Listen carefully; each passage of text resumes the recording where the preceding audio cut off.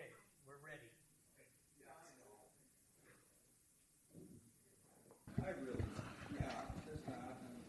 All right. I'd like to call this CBPAC meeting to order.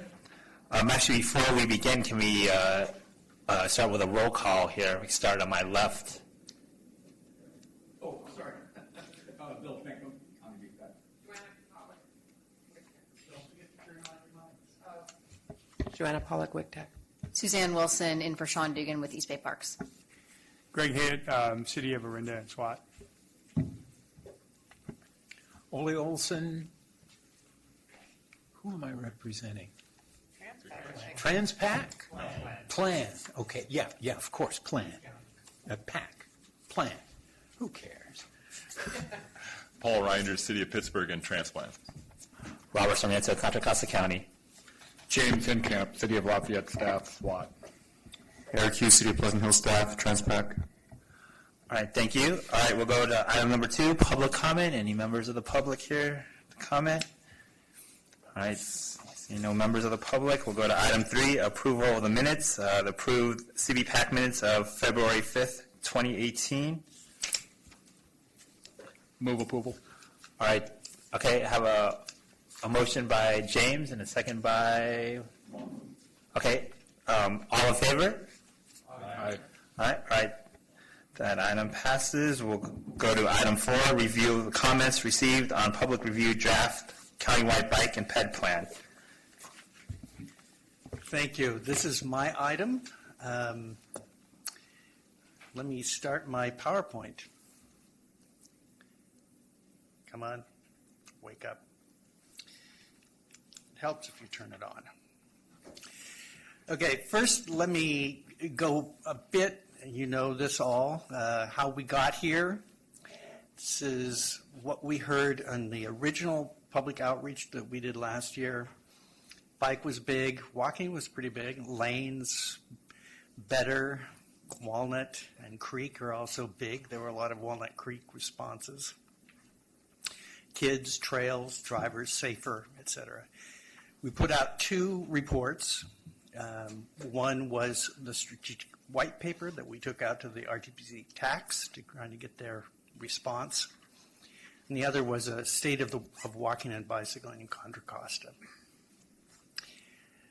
So in terms of the key themes that we heard from the public that they wanted pedestrian crossings, better ones, separated bikeways. They wanted gaps in the system closed, both the pedestrian system and the bicycle system. There was a big number of comments about educating road users, not just bicyclists, but also drivers, and especially to reduce traffic speeds. A lot of people commented about cars driving too fast. There were a number of comments about adding bicycle parking. There's a comment that we heard later, and I'll mention. And also improving safe routes to school and safe routes to transit. From the tax, who reviewed the options paper, the white paper, we heard support for doing corridor studies to figure out the best way to provide complete streets and encouraging people to walk and bicycle. We heard a lot of support for having best practice and keeping them up to date and getting them out to local staff to help them. To deal with SB 743 and addressing the new VMT requirements and to use bicycle pedestrian facilities as a way to mitigate VMT impacts, to set more detailed short and long-term priorities, and also to look for new ways to fund projects. So that all led to the public review draft of the CBPP, the Countywide Bicycle and Pedestrian Plan. We released it in March. We had a couple of ways to get comments. We had our online survey. We had interactive maps. We had interactive maps in both of the outreach periods. We met with the RTPCs, if they had meetings, both the tax and the boards themselves. And we got some letters and emails submitted separately, especially from some of the RTPCs and from different cities like Danville and San Ramon. The comments were due on May 25th. We had a couple that dribbled in, making our task of trying to get everything incorporated a little more difficult. So what were the comments that we heard? Well, here's a new word cloud based on the comments that we got. These are words that appeared at least 12 times, skipping the, is, and are. Bicycle is still predominant. We got a lot of comments about Diablo Road, so Diablo shows up pretty prominently as well. Diablo Valley Road. There are a lot of people concerned about getting bicycle facilities on that road. And I will say that we're funding some design work for the town of Danville on that roadway. You can see a lot of other words that appear this time that you didn't see in the other one, like LTS, which is level of traffic stress. So there were a lot of comments that we saw about that. The CBN is down there. Other words like route and bikes and street and lanes, all those words appeared before. We got a lot of really specific comments. Here are just a few of them. Green Valley Road to Diablo Scenic, I strongly support this. Willow Pass needs bike access from Contra Costa Boulevard to the Iron Horse Trail. Provide a bike route on Waterfront Road through Port Chicago to Bay Point. Yes, this stretch of road is very dangerous. We heard a lot of those from the maps. Providing a continuous bike lane from North Concord to BART Station to downtown Martinez. That's sort of related to some other comments we got. Continue the work in western Contra Costa from Crockett to Richmond. There was just a study that's almost adopted, I think. No, it was adopted. It was adopted. A complete street from Mount Verdun. Yeah. It's not Richmond. But it's a portion of that. Goes to Bayesville. Then there's the Danville Boulevard comment, and we had a number of others. There's a handout that's got all the comments we received from letters and some of the interactive map comments. Some of those we left out because if you don't have the map, the comment doesn't make sense.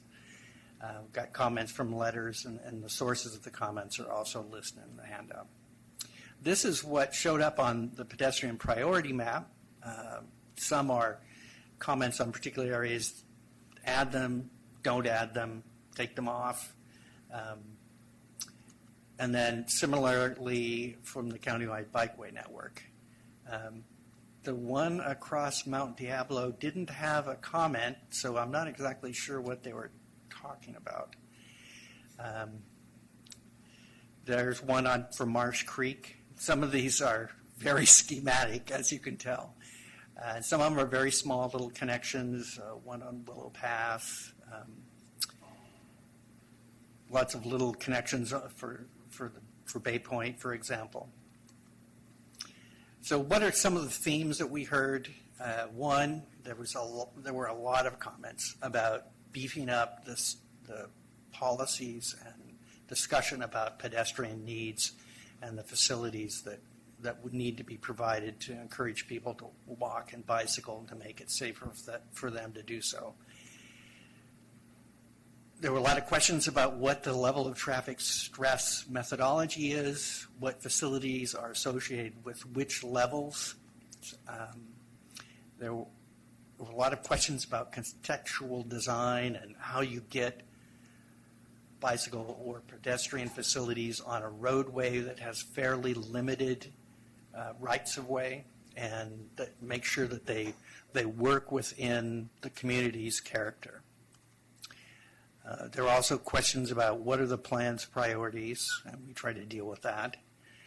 And there were different questions about equity. Some of the comments were make sure that it's geographically equitable, and some of the other comments were make sure that underserved communities are better served in both the planning for and development of facilities for those underserved communities.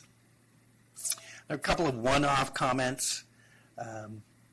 put bicycle parking in the infrastructure chapter instead of the support chapter, add rural design standards, don't put a bike lane on the Richmond-San Rafael Bridge. We also got comments in support of it.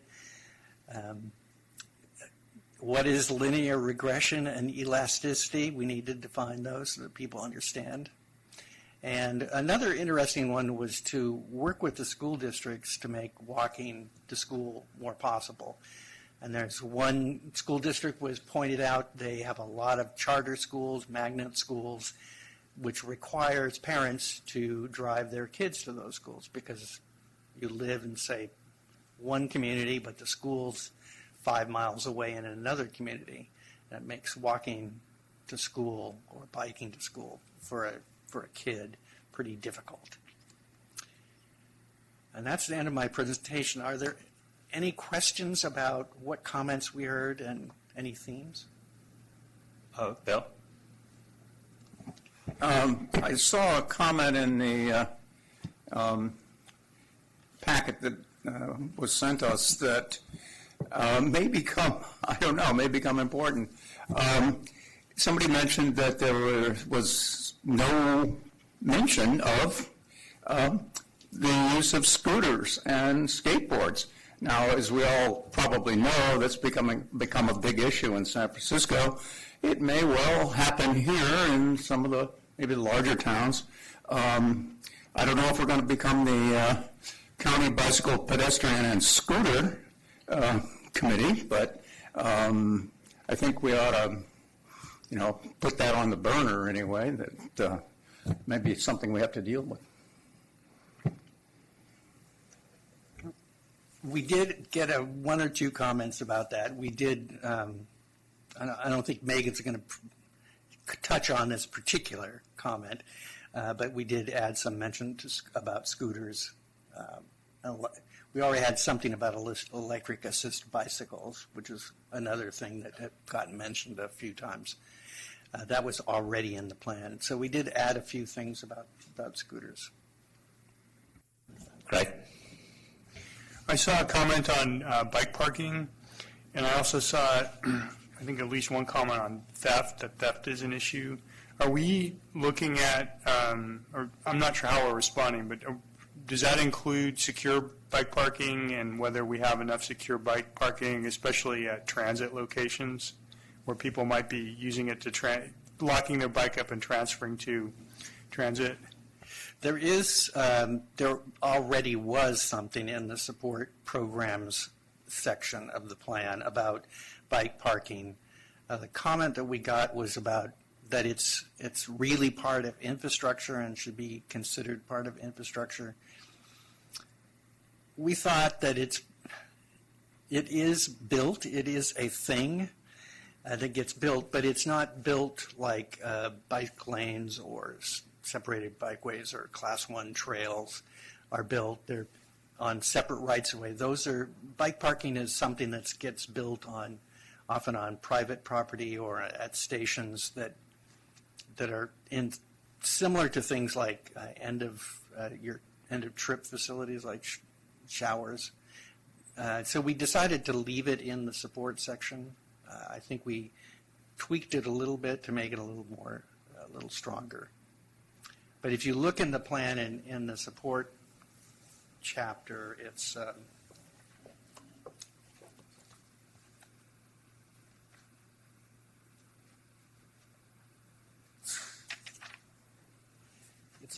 on page 54 in the proposed final. Under bike parking, it's called the most important element of a bicycling system. It's low cost and effective. It serves people parking bikes for 2 hours or less. We could put something in there about security. We do reference the APBP bicycle parking guidelines, which does provide guidance on how to provide that level of security and the kinds of bike parking facilities, including lockers, that would deal with the security question. I mean, we could add a bit more to that if the committee suggests that. Yeah, I mean, I would just suggest maybe assessing whether we have enough secure parking at BART stations, for example. I mean, I know those are very popular. I don't know if they're full throughout the system, but it seems like we could at least do an analysis and look at adding more where there's room to add more, if it's warranted. Bruce? Yes, thank you. So Brad, I understand that motorists want another lane on the Richmond Bridge, just like bicyclists want access to the Richmond Bridge. Could you explain where we are in one or the other and make predictions about how that's going to turn out? This is slightly off topic, but I know you know. I know something about it, yes. There is a pilot project that is being implemented for a bike lane it'll be a two-way bike lane on the Richmond San Rafael Bridge on the upper floor, upper deck of it. It's not a floor, it's a deck. On the upper deck of the Richmond San Rafael bike on the bridge, and it's going to be a pilot for 4 years to see what level of use there will be. There is another project that is along the north side of I-580 approaching the bridge. So it's in the westbound direction that will connect to there's a bike trail coming from Castro Street that goes up to the freeway. There'll be a new facility added. They'll have a K-rail separating the bike lane from the freeway traffic. We're talking to Caltrans and to the city of Richmond about plans to get some other facilities connecting that new facility along I-580 to either the BART station or to the ferry terminal, the new ferry terminal in Richmond.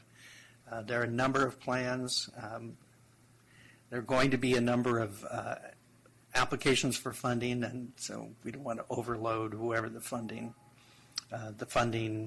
agency with projects within that area, but there are some other projects that are going forward as well. And there's also a new connection in the District 4 bicycle plan for improvements to get from from Garrard Street west to Tewksbury in Point Richmond. Phil? I would just add that one route that looks so easy and would go back past Chevron's Long Wharf. Well, they nixed that idea, and quite a while ago I remember lobbying for this lane 12, 13 years ago, whatever it was. And so consequently the trail is going to have, on the south side, is going to have to go up over that big retaining wall that they just got through redoing. That was the last I heard. I don't know if there's been a change in that, but unfortunate. Bruce? A follow-on? Can you predict when it will open to bicycles? I don't know that. I can find out, but I don't know what the date for the opening. I think it's going to be next year sometime. They keep changing it, but the last I heard was next October, but who knows? Next, as in 2019? As in 2018. As in this coming? Yeah, but Okay. they pushed that date back God knows how many times, so I'm not counting any chickens. I spoke to Chris Lilly, who's the project manager from BATA for this, probably about 3 weeks ago, and he said that he anticipated the path over the bridge to open in January or February of 19, and the path from connecting Castro Street over to the Stenmark Drive, essentially, possibly late this summer. Late this? Yeah.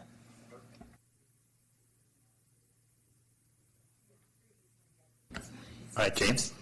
Thank you. Just really a question of procedure. If there are still some outstanding comments related to the figures themselves as far as maps in the plan, is that something that's better relayed via email after the meeting, or would you like to go through those at this point? Perhaps we go through after the end of the next item when we talk through what we did change and some of the reasons for the changes that we're proposing to make.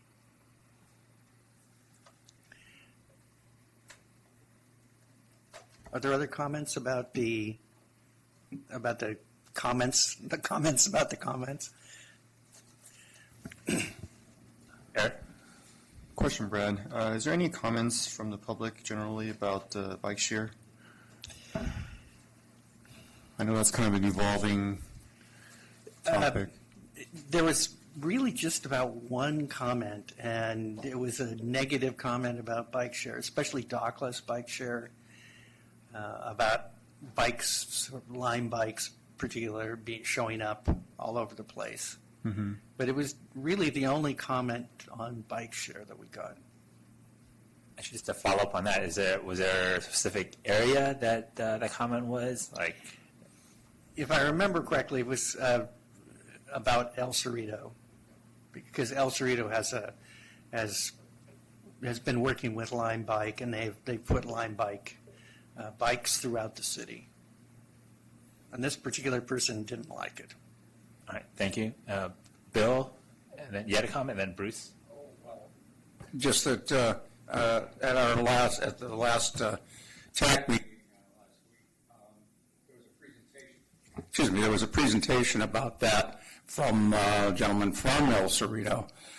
And he was fairly optimistic, and he painted a little bit different picture that those bikes were picked up on a fairly regular basis. Now, I live close to El Cerrito, and I do see a fair number of Lime bikes around, but apparently there's what was the period of time? Something like 2 hours, yeah.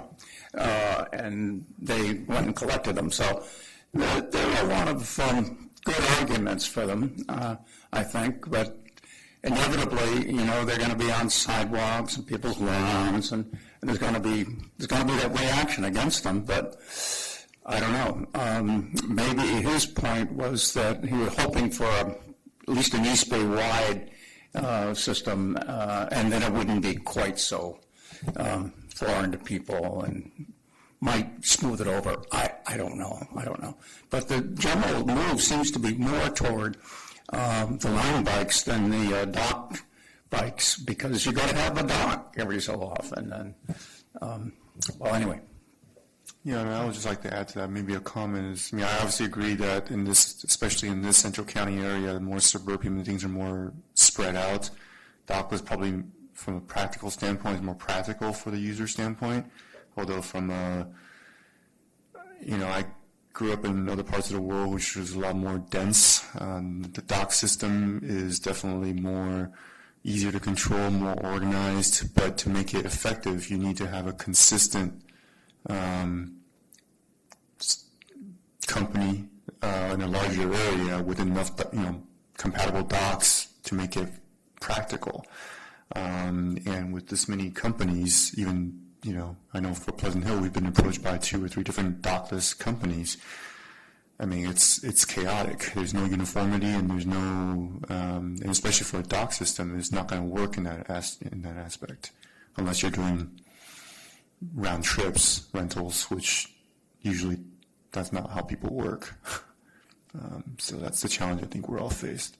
So unless the authority wants to take it on from a county-wide perspective, I don't know any other entity is able to kind of take care of that from that perspective. Well, we do have, I was going to bring something up that as part of the Active Transportation Working Group agendas, and there's a handout that I have from Seattle who is trying to do it dockless. They have 3 companies working there in Seattle, and the guidelines on or the agreement, what is it called? Called the permit requirements. So we can talk about that a bit later. All right, Bruce. Okay, thank you. It seems to me that the bike share is a question of who owns the bike, and that's really fairly peripheral to the building of infrastructure that supports the riding of bikes, which is the provenance of this committee, and of encouraging people to ride bikes, which is also the provenance of this committee. But who owns the bike, it seems to me, is immaterial. Joanna? I wasn't, Ole, you just jumped in prior to my comment, but I think that's a really good point. As this group, maybe bike share isn't relevant that much, or we don't need to go down that path. But at the RTPCs, which I think is what Robert's referring to, and Bill, we're going to do a working group with just West County, because there's dockless, there's line bike, there's Richmond has yet to pick their vendor, and there needs to be ideally some coordination, because people really actually don't stop at a border and then change bikes and move on to the next bike. So we want to try to get some consistency, and I think that's maybe what you'll talk about more, Brad, after the lunchtime. I don't know, maybe it's not relevant to this group, or maybe we have to define whether or not it's relevant, as is, do we get into electric, non-electric? I mean, all these things. I think wheelchairs are even part of the discussion, if you want to go there, or mobile electric vehicles or something. We did change the plan language a bit to address some of the comments we heard on bike share. Bike share is about sharing something that a company provides, whether it's a company that does docked or dockless.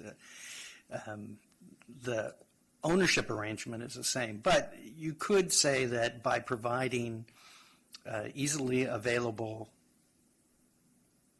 mechanisms to bicycle, that you are in fact encouraging more bicycling. So that it is something that we could, either as individual jurisdictions or as a county or a sub-region, take on as a way to encourage more bicycling.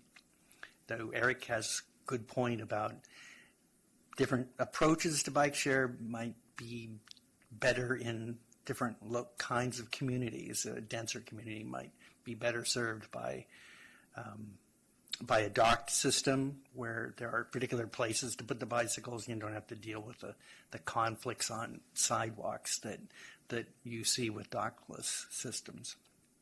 Especially, they don't stop at borders, as Joanna noted. When they put the ones in Shadelands, they ended up in Pleasant Hill and Concord quite soon after that happened.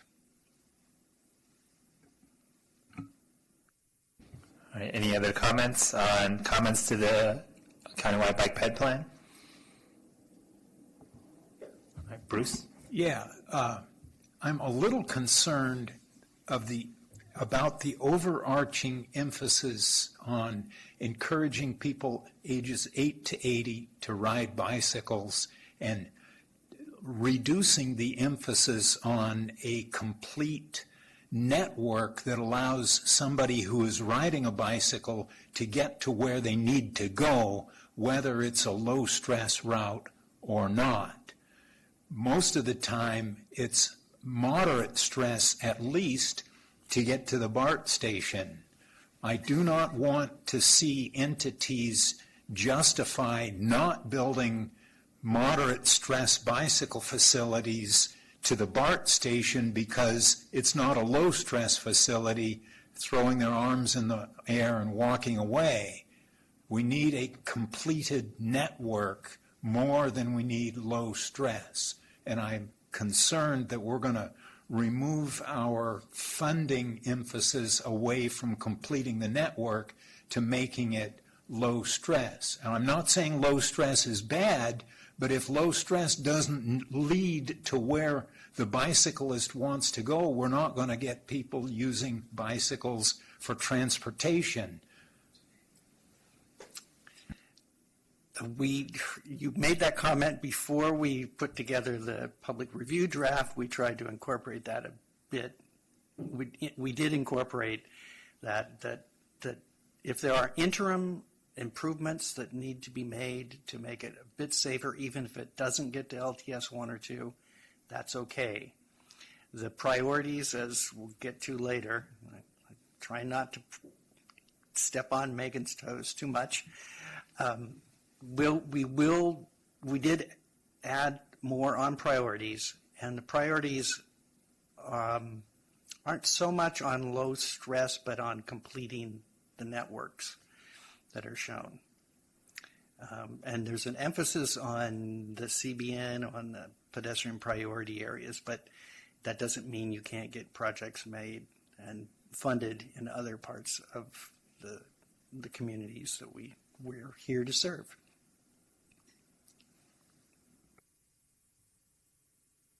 Any other comments? Yeah, but I think all the comments we have for this item. Is there any action required? No, we've heard your comments. When we get to the next item, then we'll ask you to approve the forwarding of this to the TCC and the Planning Committee.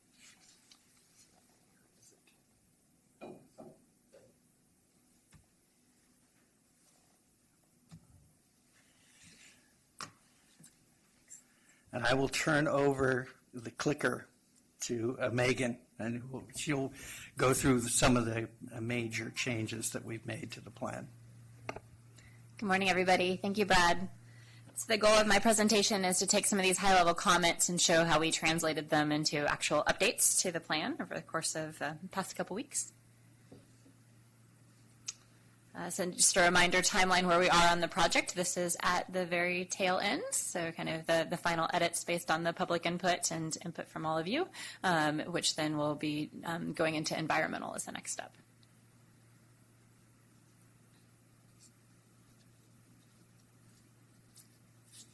Okay, so we're just going to go kind of chapter by chapter, and the plan is structured. We tried to keep it pretty brief relative to kind of the plan itself, and then there's a lot of large appendices behind it. And just as a reminder, I think we've stressed this before, this is all going to go into InDesign and be much more graphically enhanced too, so that's obviously on our radar, but what we've been focusing on so far is content. So the Chapter 1 introduction, the change that we made here was to add more information about the general benefits of walking and bicycling to the introduction. And so we added some of these new bullets.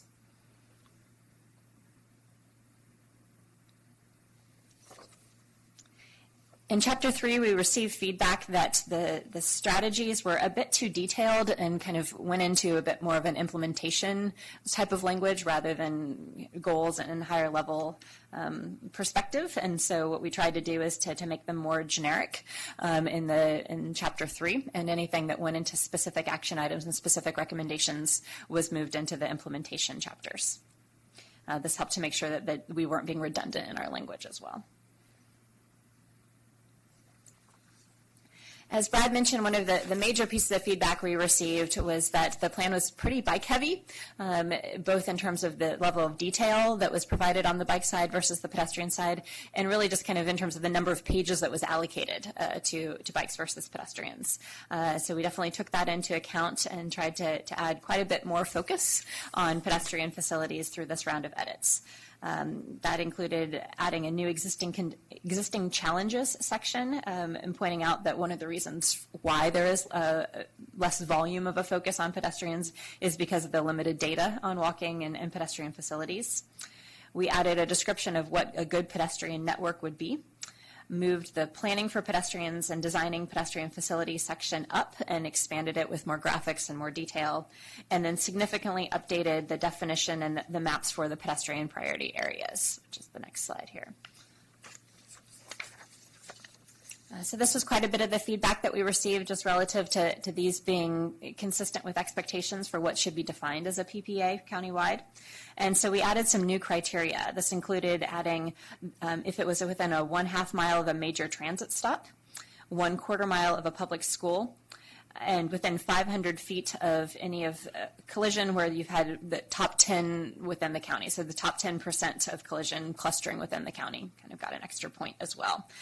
We also took what the original PPAs were from the last version of the plan and expanded it with a 1/16th mile buffer, so just to kind of expand the influence of those. So kind of building on the first round that we had by making the buffer around those a bit bigger and then adding some additional criteria. So this is definitely an area we'll want to get feedback to see that this map and the areas that are being described are more consistent with what your expectations are. Did you want to talk about that now or just keep going through? Okay. In Chapter 5, some of the changes that we made to the bicycle facilities, we significantly updated the sidebar on defining level of traffic stress. As Brad had mentioned, we wanted to make sure we were using language that was accessible and clear on what factors were used. Of course, this is one of the major cornerstones of the Countywide backbone network, is trying to make these low stress. So obviously that was important to be clear on what 1 through 4 meant for that. And then the network maps themselves for the CPN, we got a lot of comments on what should be included and not included for the different route networks for that, and that was quite a bit of the changes. We also moved just to kind of take some of the bulk of the bicycle chapter. We had the countywide, and then we also had sub-regional maps that were kind of up front within the plan. We moved those sub-regional maps back to the appendix just to shorten the upfront portion of the plan a bit too. So to address comments received from local jurisdictions on the CBN, we made changes to 15 different corridors, either adding or removing them. So some examples were adding Camino Diablo from Walnut Boulevard to Byron Highway, adding Happy Valley Road and Upper Happy Valley Road, adding Bailey Road from Leland to Willow Pass, adding Goodrick, Fred Jackson, 7th Street, 6th Street in Richmond, replacing Nevin with Barrett in Richmond, replacing Muir Road with Center Avenue and the Canal Trail with Center Avenue from SR4 to Pacheco and Martinez, and updating some recently completed facilities. We did not have the East Bay Regional Park Class 1 path through Dotson March correctly shown. So we tried to, I think, through the course of this, make edits to make sure that we were being precise, and then also in several of the cases, I think it was parallel routes or kind of a more preferred route to be showing for those key origins and destinations. In Chapter 6 for support programs, we added text to expand the discussion of safe routes to school to be a bit more balanced on the need for education on both the driver and the bicyclist perspectives and their shared role in safety there. And then also added a reference to the role that wayfinding for people who walk can play for both wayfinding, navigation, and placemaking. We mentioned already about the bike share discussion. It was expanded. We added general principles for bike share citing and a table of benefits of concerns specifically related to dockless bike share. And then we also revised the evaluation section to be clearer on the evaluation actions that the authority will be undertaking.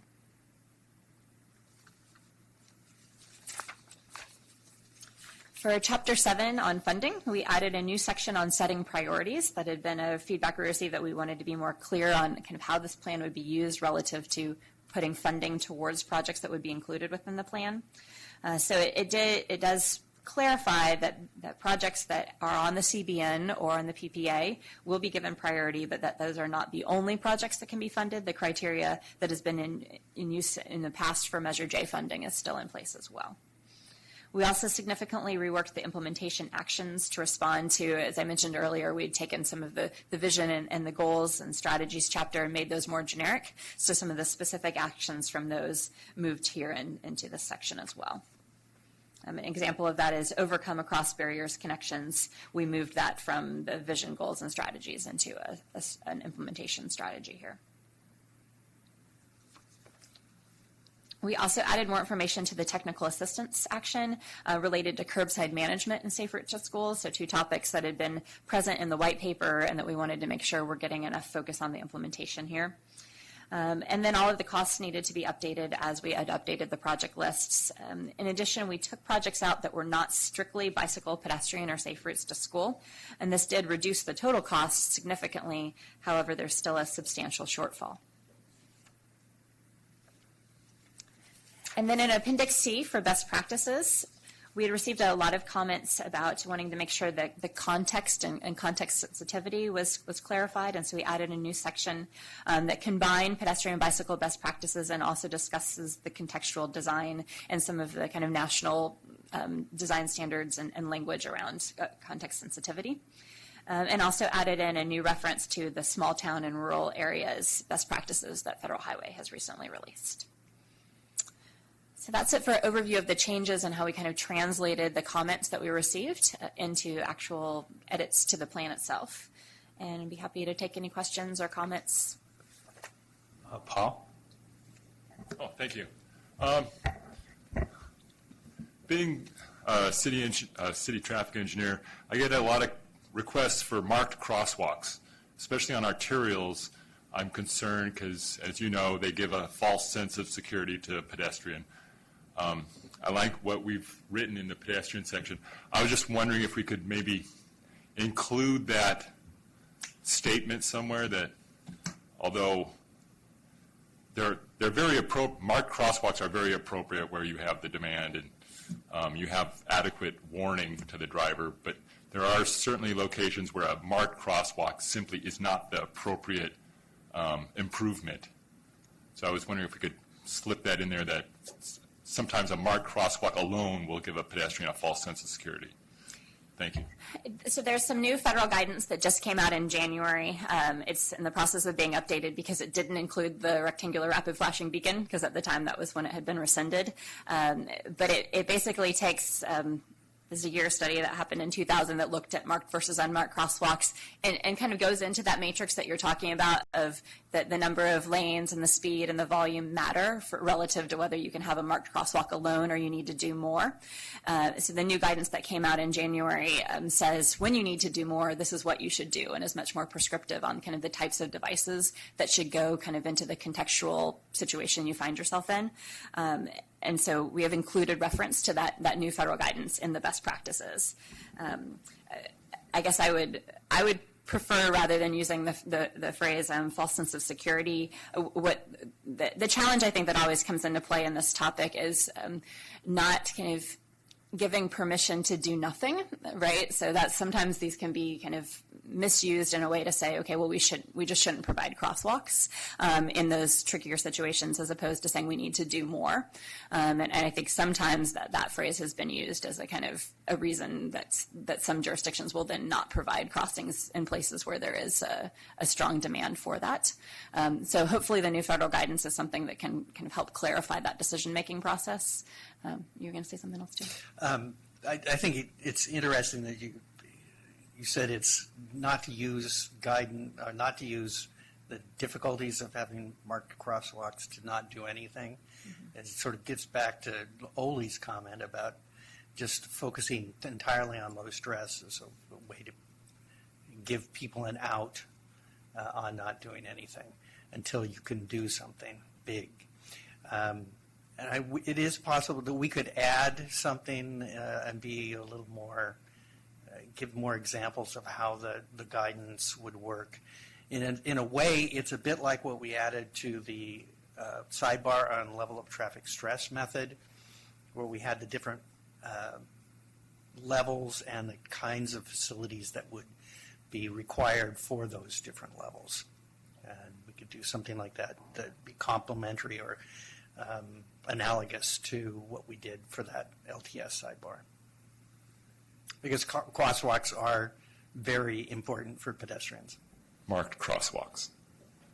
Yes, properly designed crosswalks. Thank you, and thank you for the letting me know about that reference. I think that'd be a great way to address my concern. Thank you. You're welcome, Paul. Thank you. All right, Bill?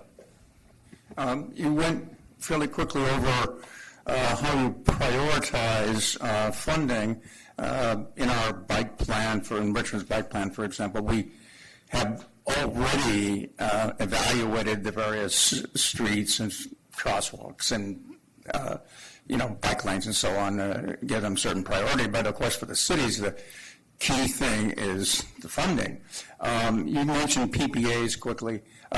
Could you flesh that out a little bit about your standards for prioritizing? Sure. They're added Let's go to the page.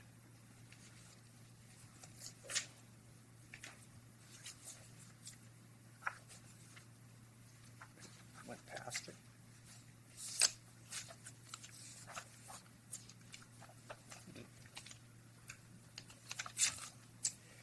It's on page 63. We have a new section called Priorities for Funding.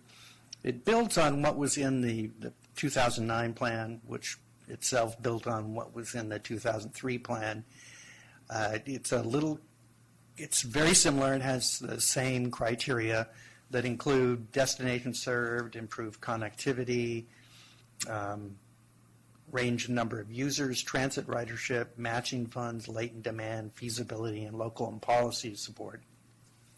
But it has countywide and regional significance, which was in the 2009 plan as the first criterion, and that it mentions the pedestrian priority areas and the countywide bicycle network as one of the criteria used to decide which projects get funded. And these should be familiar with you because we just went through the process of identifying projects for PBTF funding. Was it last year before last? It wasn't that long ago, and many of you went through it and used these same criteria. So it's not going to disqualify a project that's not in a PPA or a CBN, but certainly a project that falls within that is going to have a preferred shot at the competitive funding. All right, Craig? I just wanted to follow up with Paul's comments on the crosswalks and the issue of the federal guidelines, which I'm not familiar with, but do those recommend doing a crosswalk study or hiring consultants to do a study? We came across this issue, between Orinda and Moraga, there's a very high traffic road, and there are very few crosswalks, and it's a significant issue, even to get access to the bus stops along that road, to cross the road to get to the bus stop. And this issue came up at the Traffic Safety Committee, and we went as far as getting a study done to determine if a crosswalk was appropriate there. Mm-hmm. And I don't know if the federal guidelines would have been sufficient to be able to make that determination on our own. So I wanted to explore that a bit, and if there were to be a recommendation to do studies or how that might be funded in certain cases. So the guidance that came out in January isn't new guidance in the sense that it kind of created a new procedure. I think what it did is formalized a procedure that a lot of cities nationally have been doing when they've had crosswalk policies in place. And so typically where we've seen that a one-off or a focused study needs to be done is when there's not kind of a consistent, transparent process that's necessarily in place already, or because maybe it's a really tricky process that needs some community engagement or something specific to it. So I think that the benefit of the new federal guidance is it's going to streamline and hopefully make consistent how most people will do these crosswalk analysis, and kind of a two-step process. So that test of kind of demand and whether this is a place to think about marked crosswalks, and then kind of the second step of now that you know you want to have a marked crosswalk there, what else do you need to do with it? So my sense is that you'll be able to follow that process in-house if that's the desire, and be able to be consistent with that process, and that you would need to get support only if that was more of a staffing issue or time issue, but not because there's some new research or process that's in place that wouldn't be accessible to everyone. James? As I alluded in the last item, there are just a couple figures that I believe would benefit from revisiting, mainly from the City of Lafayette perspective, in terms of comparing the existing LTS that's indicated on the map versus what is proposed in the future as part of the CBN. I believe, and I'm open to discussion either here or after the fact about whether there are inconsistencies, which I believe there are maybe a couple between some of the figures, and I'd just like to clarify that. So I'm happy to do that now, or perhaps send the information after this meeting. Well, I guess it's sort of the committee's pleasure if they want to go through these detailed comments or want to stick with a somewhat higher level.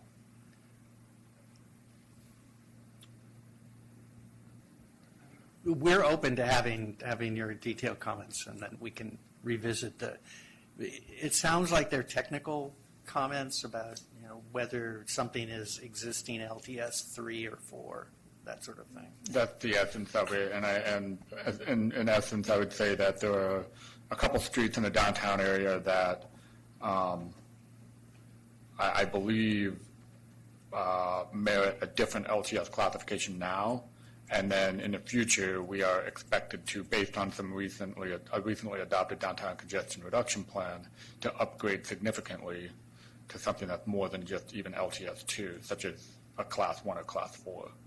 So I guess while we're on the topic, I would just say that School Street in particular is adjacent to two, an elementary school and a middle school in downtown Lafayette that is, I think it's shown currently as LTS 2, but it's a Class 3 with a high volume of school traffic during the drop-off and pickup hours.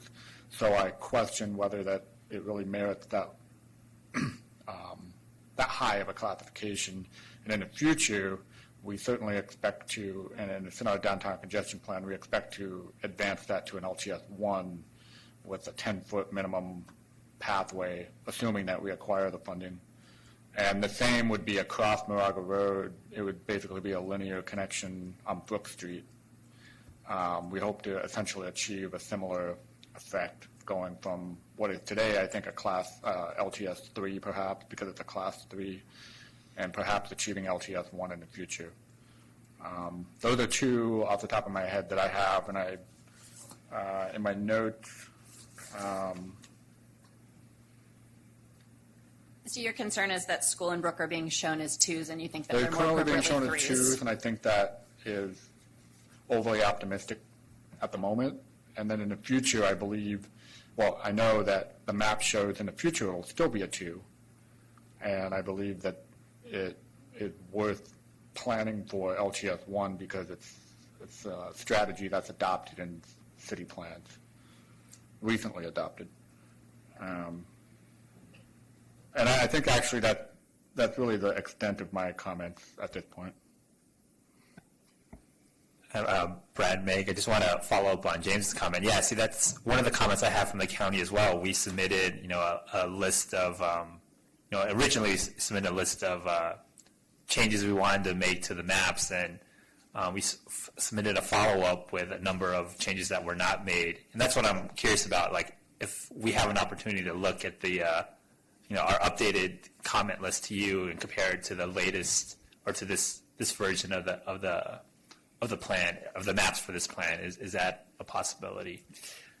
We are, if you look at the appendices, there's one appendices that says in process, I think, because it's in process, and we are going through and making sure that we've made changes that people have submitted to the local networks. That's the appendix of locally planned and existing facilities.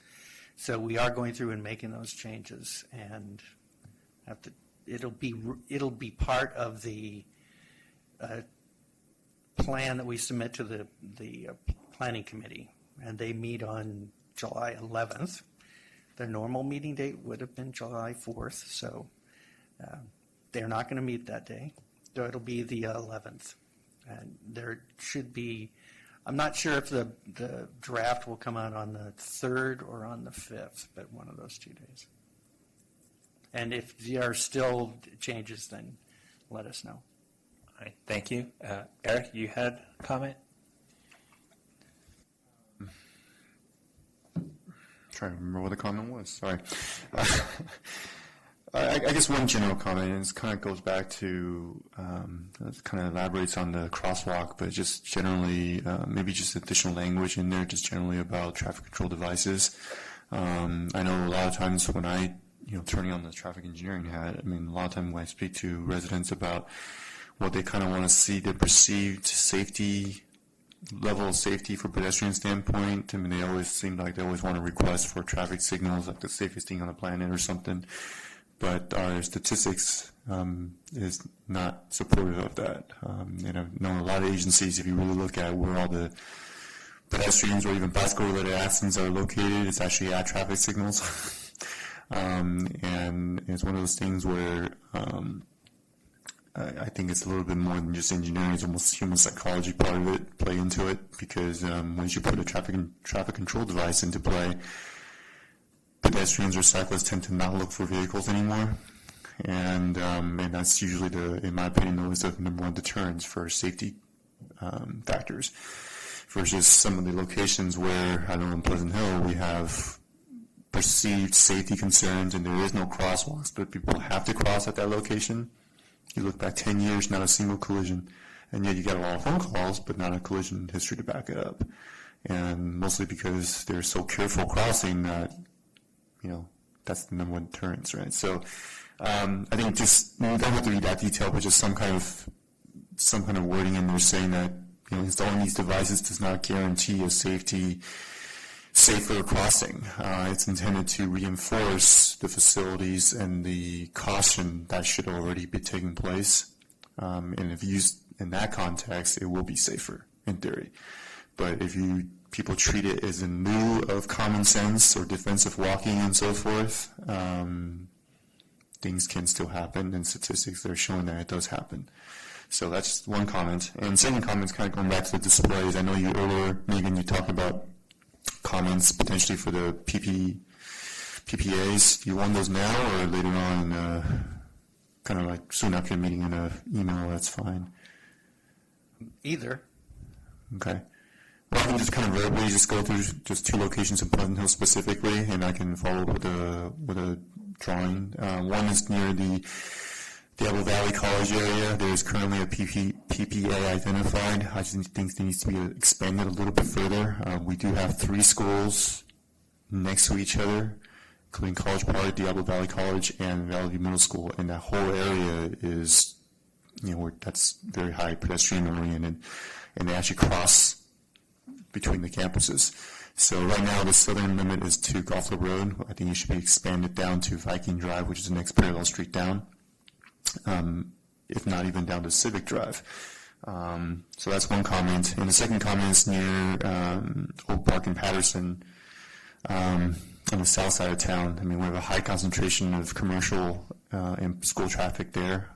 So that also, in my opinion, it's also a direct transit route to the power station. The last area is actually upcoming, is the future city library site, which is right at Oak Park and Monticello near the current library.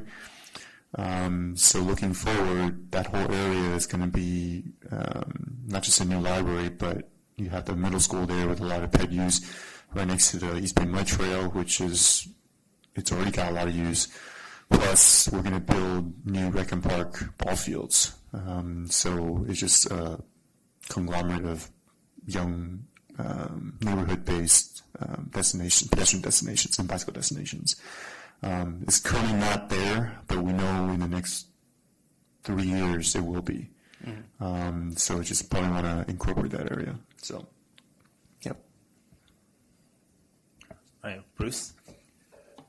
If I could, I'd like to reiterate Eric's, James's, and Robert's concerns about making sure that the staff members who are serving on this committee and that have given specific and direct input, that input gets incorporated into this document strongly. And I would also like to call attention to Contra Costa County's letter that was included in our special agenda that we received late last week on page 4-7, the last bulleted point of number 1 saying the current version of the mapping seems to be a step backward in terms of usability. Given that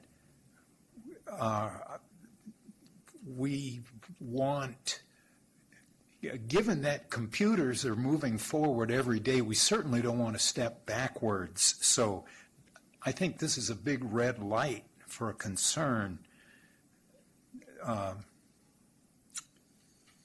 I want to be reassured that we're not taking this step backwards, that we have in fact scrapped the mapping that used to be there and gone to a better one. We are going to be making, we have heard the county's comments, and we are going to be working on a better way of portraying those.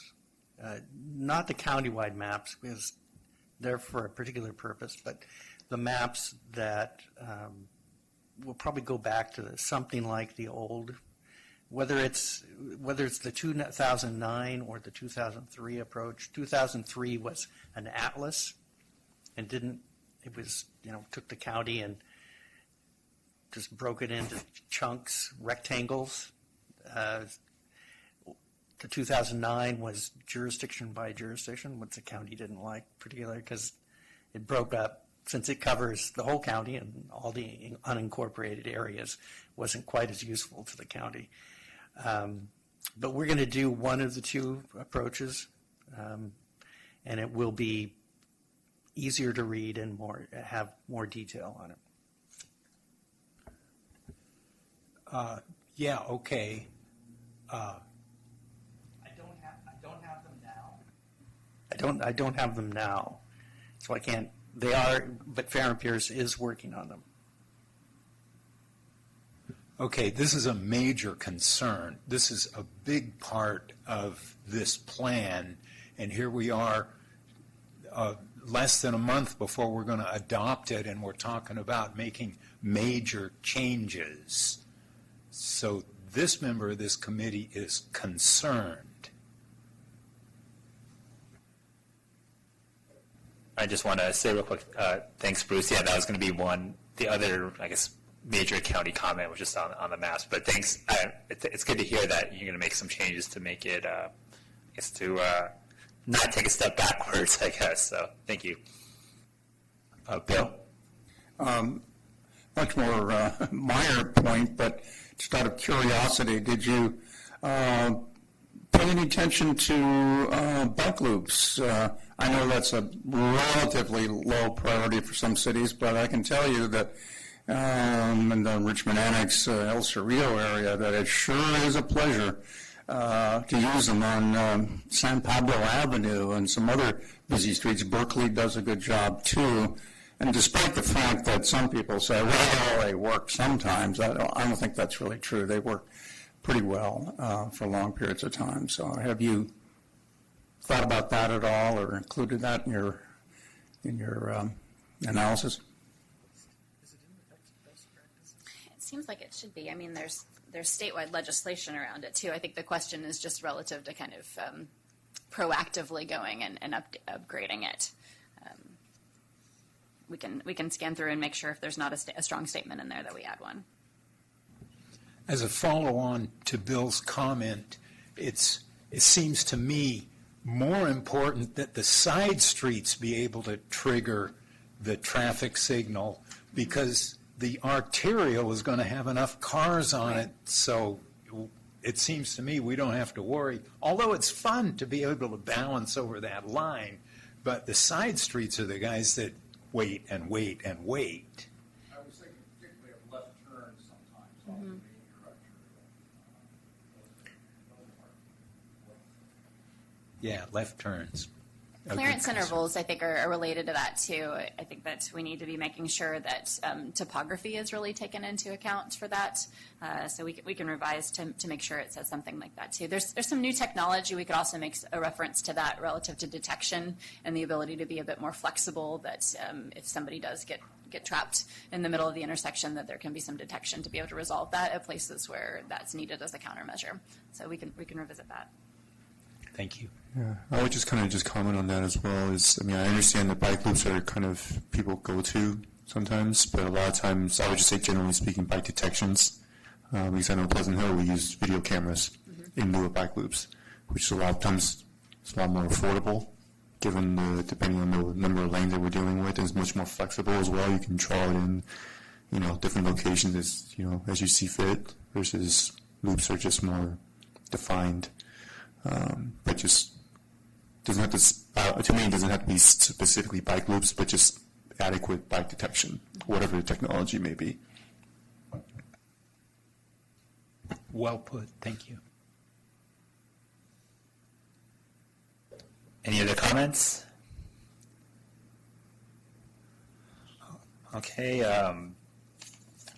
guess we have action for this item here is approve the countywide bike ped plan to forward it to the authority for approval in July 2018. You could also ask for public comment on this item if there is any. Apologies, yeah. If there's any public comment?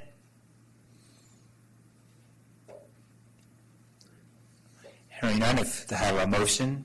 I am going to vote against proceeding forward until we see this new map system. I think this is a major defect, and I don't think just telling staff, yeah, be a good little boy and girl and fix it, is good enough. All right, do I have a second? Is that a motion? Oh. I'll move approval. Okay. Do I have a second? If I could offer an amendment to the motion, which would be to move approval with comments incorporated, including those submitted today and in writing. And with that amendment, I would move for that. How do I do this? I'll amend the motion to include comments that were made today. Second. All right, all in favor? Aye. Opposed? All abstain. All right, this motion passes.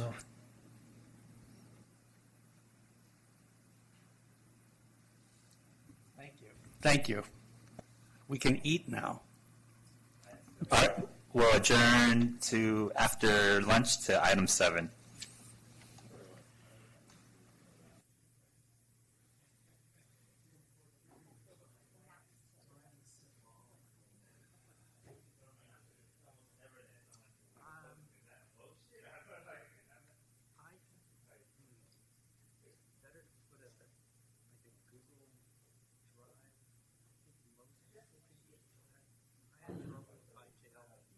Earlier when we tried to do the beforehand, all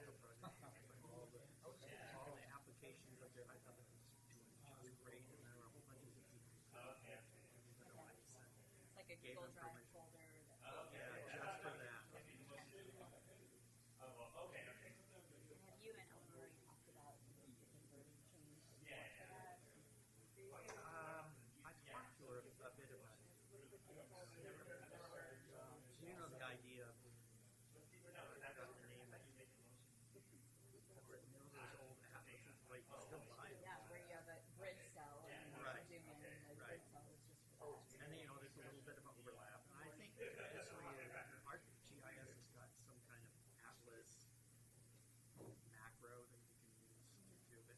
And it sticks the legend in a particular place on the map. That's one way to do it, and it's not.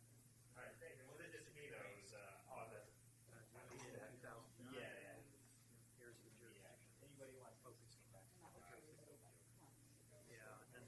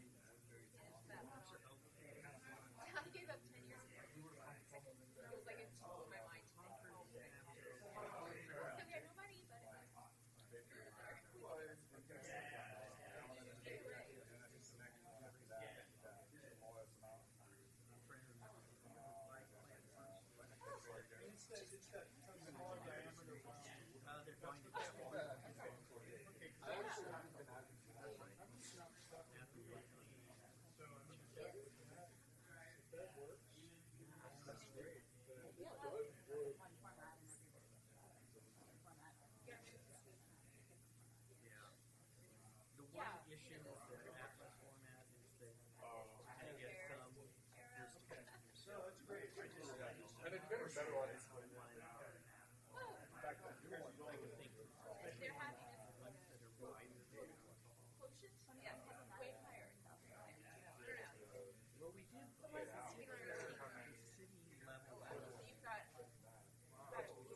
Really big cities, because then they have a map and they get that line. For an application. It's coming, I know. Slow, but it happens. Yes. But then there are, then there's the county, and they can't do that. No.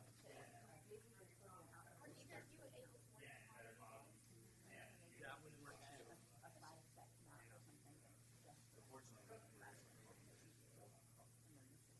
Yeah, the original atlas had.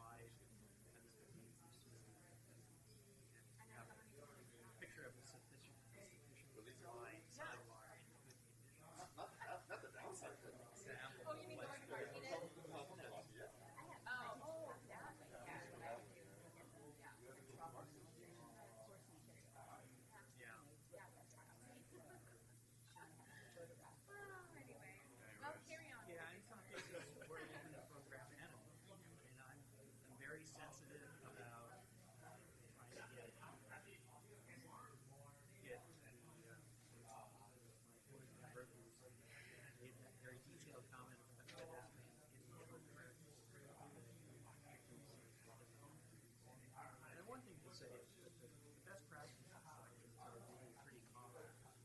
Pedestrian might actually be bigger. In some odd ways, pedestrian designing pedestrian is a little more complicated.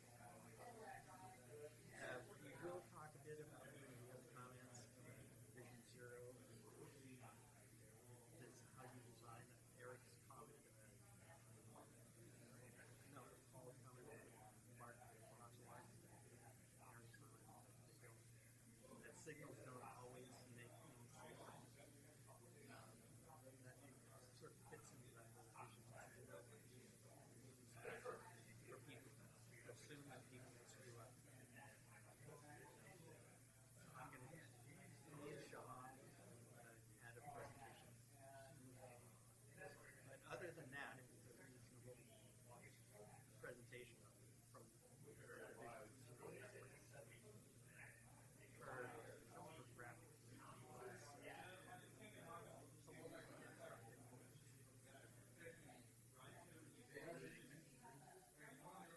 Okay. So it seems like you and Eleanor are actually on a call. Yeah, she's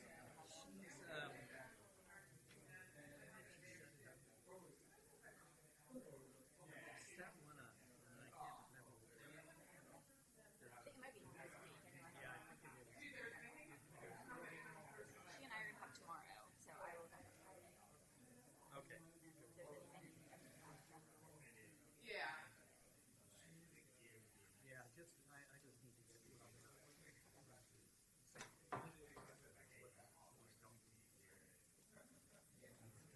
One good thing about Apple is that they're everything's at the same scale. And that makes it easier for people to read.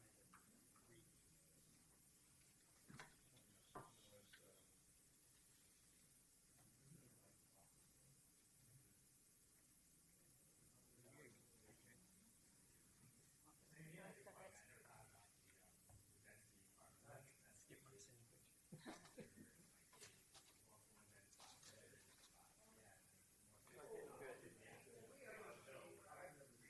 They were reasonable comments. So I will talk to you later.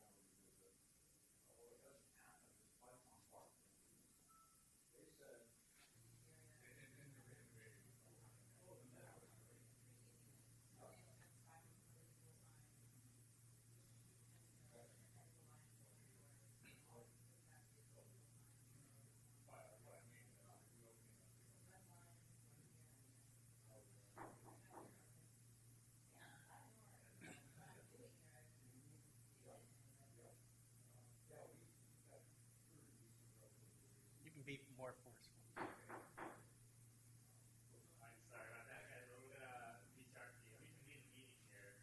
Turn on your mic. All right, we'll reconvene the Countywide Bike Ped, Countywide CD Pack, and we're going to move to item 7, the MTC's Active Transportation Working Group. Brad? Thanks. I put the two agendas in your packet, and I thought since they relate a bit to some of the things that were in the Countywide Bike Ped plan, I would show some shortened up bits of some of the presentations that we heard. The first one was from the March meeting that focused on Vision Zero, and here are a couple of slides from Leah Shaham, who did a presentation on the Vision Zero Network, which is a national organization. The first slide I'm showing is the traditional approach to safety on roadways versus the Vision Zero approach. Some of these I think are a bit overly stark in their comparison between the two. But there are a couple that I think get a bit to the Vision Zero idea. One is that in Vision Zero, you assume that people will make bad decisions. And that's about assume that there will be human failing. And I think it gets a bit to what Eric said about signals being more dangerous than people might assume them to be. The other is the idea that you design the system to take that failing into account, and you look at the system as a whole. Here's some interesting graphics about taking a systematic approach to safety, and that's something that's part of the Vision Zero idea. And this one is about comparing LA and San Francisco, and the similarity is that most serious injuries or death occur on a very small percentage of the streets in your jurisdiction. And they tend to be arterials. And on the right-hand side, you see in San Francisco, 12% of the streets have 70% of the total crashes. And here's something Vision Zero. Denver, similarly, 6 times more pedestrians died on arterials than other roads, 7 times more bicyclists, 4 times more drivers died on arterials than other roads. And one thing to point out, that Vision Zero is intended to be safety for everyone who uses the transportation network. Also, this other idea that's come out of Vision Zero is that people who have lower incomes have worse outcomes in terms of safety. Communities that are low income, people are twice as likely to be killed while walking. African Americans and Latinos are 2 times more likely to be killed by walking than white people. High income communities tend to have many more sidewalks, much higher sidewalk coverage. Another part of Vision Zero is this focus on redesigning streets to manage speed. And that's one of the key ideas with Vision Zero, which started in Sweden. Sweden has there are set limits. You can go onto the Wikipedia page for Vision Zero, and you'll see those speed limits that are meant to be there. Where there are pedestrians, it's meant to be no more than 30 kilometers, which is about 19 miles an hour. This is an example in New York City where they moved the parking out, took away a travel lane for vehicles, added a protected bicycle lane. Safety over speed, that's a key thing. Here's a nice graphic if you want to have a nice graphic about the likelihood of survival if you get hit by a car at 20, 30, and 40 miles per hour. So that's a bit from their presentation, and it's something that's one of the actions in the proposed final plan is to try to get some kind of countywide approach or assistance on setting up Vision Zero approach throughout Contra Costa.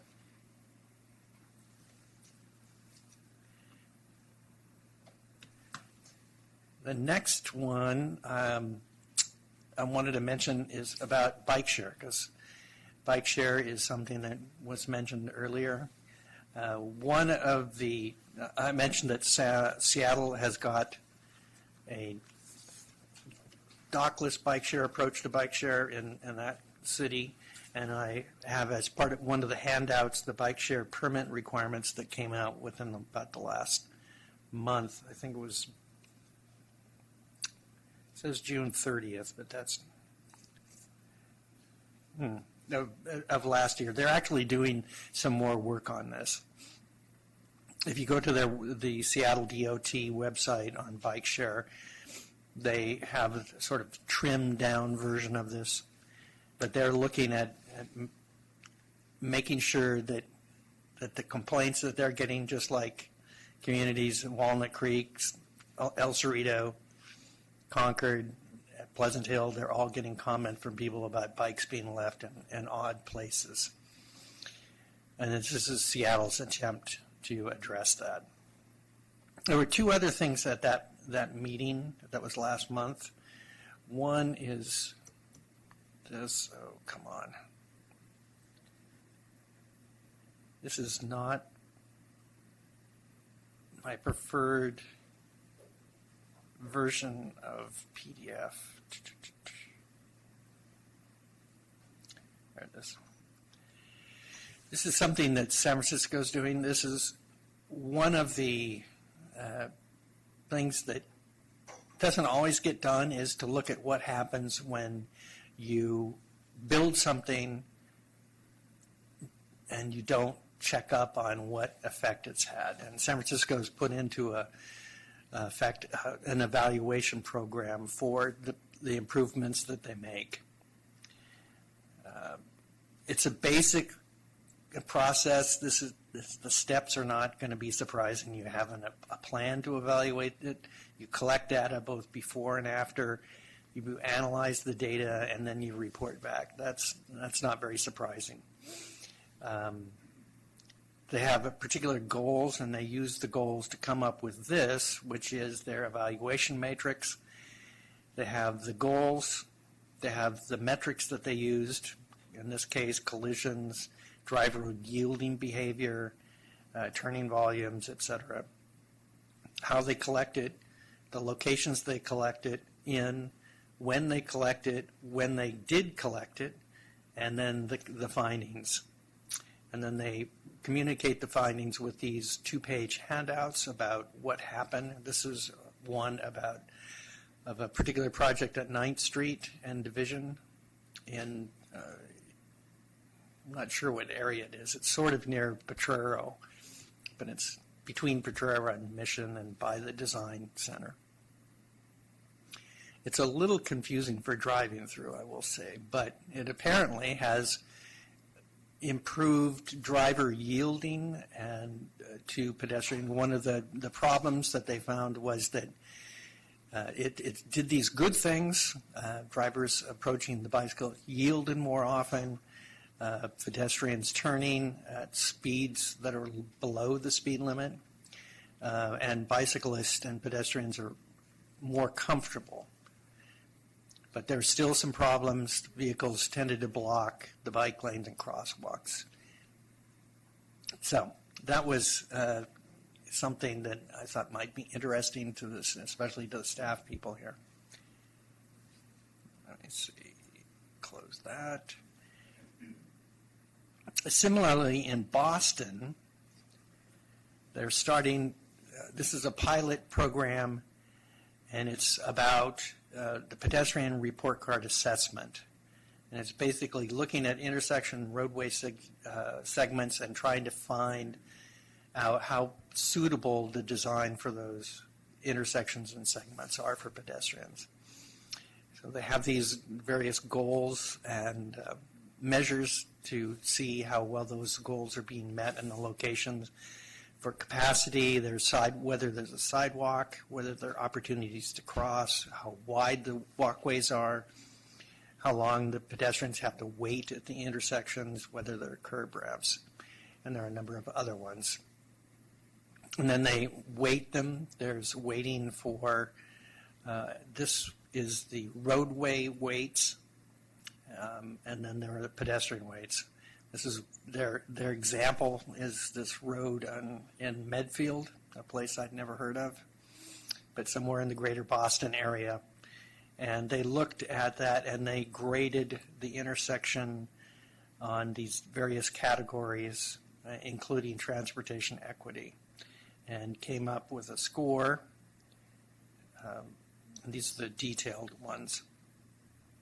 So it got not a particularly good rating for this particular one. So it's useful, though data-intensive methodology to identify priorities for and where the needs are for improvements within your system. This is a lot of work, and this is just for one intersection. One of the actions in the Countywide Bike Ped Plan is to provide more detail about pedestrian facilities, which we don't have a very good handle on yet, and the status of them, where the gaps are, how much it would cost to fill those gaps and make the necessary improvements. So that is one of the actions that we've added as in response to one of the comments we got. I think that's it. Those are some of the takeaways that I wanted to share with you from those meetings. Hi, Bill. I may have missed this. Is that available on a particular site? or is it a handout? Which one?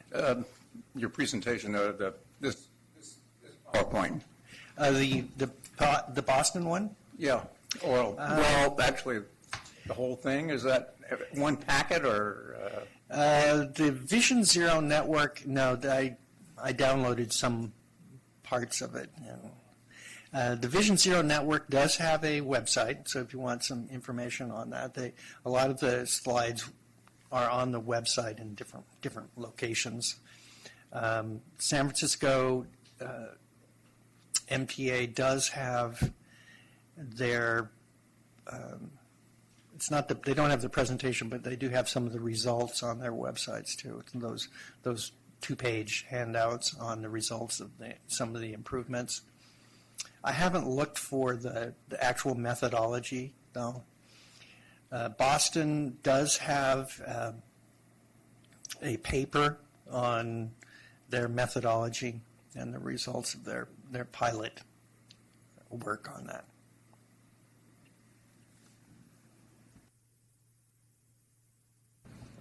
Any other comments, questions? All right, Greg? Thanks. Just a question. I mean, I think a lot of our cities with our bike plans have looked at traffic, pedestrian and bike injury and fatality data. Has this ever been looked at countywide? Do we have an idea what that map might look like if we? There is a map there's a countywide map and sub-area maps in the state of walking and biking. I'm trying to remember the time period. I think it's a 5-year time period. It was the most recent available data when we put it together. I think there's another year available now since we put the report out. It's just a map, and it's a kind of a heat map where the darker the color identifies areas that have more collisions. We haven't analyzed it to try to figure out what the reasons were for accidents at those. What's the characteristic of those locations? The city of Seattle has done. I was just reading last week a study on what conditions led to the accidents that occurred, the collisions that occurred in the particular locations where they occurred. And it had a pretty good analysis. I haven't looked into how much work it costs. Seattle's a pretty big city. It's not as big as Contra Costa, though.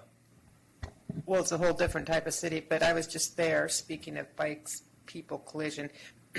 Probably some of the same things that are causing collisions there would be the same reasons here.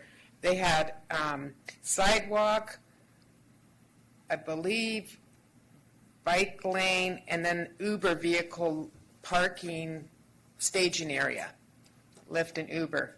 And being a tourist, I came down and started to walk on the sidewalk, and then my Lyft vehicle was over here. I went to cross, and a bicyclist flew by me and screamed and swore at me, and I'm like, oh, yeah, I guess that is, okay, well.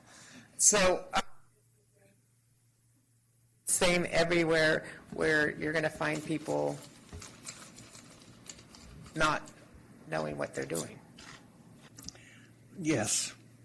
And that gets to the Vision Zero idea of human fallibility. But it also gets to the idea of managing your curbside space. So what you were talking about is a pedestrian having to cross a lane for a particular vehicle, in this case for bicyclists, which is something you have to take into account when you design your facilities. All right, any other comments, questions? All right, thanks, Brad. We'll move on to item 8, other business or information sharing. Any of the members here have any information from your jurisdictions to share? All right, Bruce? Pittsburgh is creating its bike plan as we speak. All right, thank you, Bruce. All right, seeing no other comments, I'll move to item 9, which is adjourn, to adjourn, and the next meeting date and agenda will be, our next meeting date will be on Monday, July 23rd, 2018, at 11 a.m.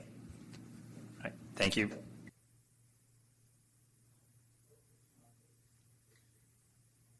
What's the theme of that meeting? Do we know? Are we going to bring back the bike pit, or what's?